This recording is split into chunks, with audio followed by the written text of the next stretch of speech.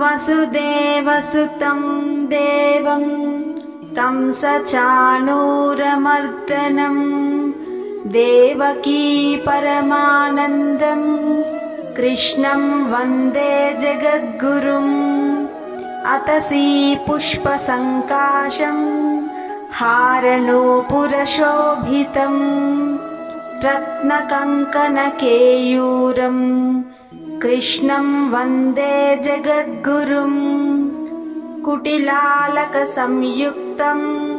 पूर्णचन्द्रनिभाननं विलसत्कुण्डलधरं देवं कृष्णं वन्दे जगद्गुरुम्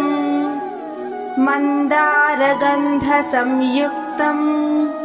चारुहासं चतुर्भुजं बर्हिपिञ्चावचूडाङ्गं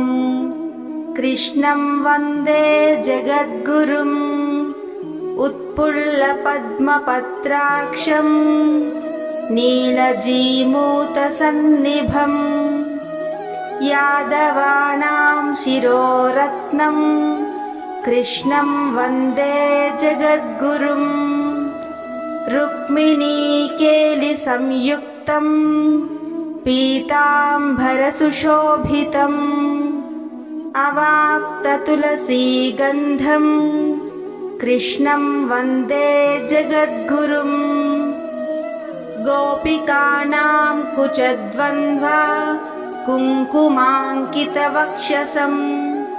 श्रीनिकेतं महेश्वासं कृष्णं वन्दे जगद्गुरुम् श्रीवत्साङ्कं महोरस्कं वनमालाविराजितं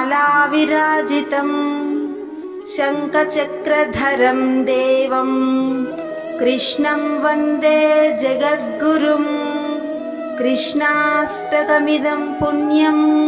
प्रातरुद्धाय यः पठेत् कोटिजन्मकृतं पापं स्मरणेन विनश्यति इति श्रीकृष्णाष्टकम्।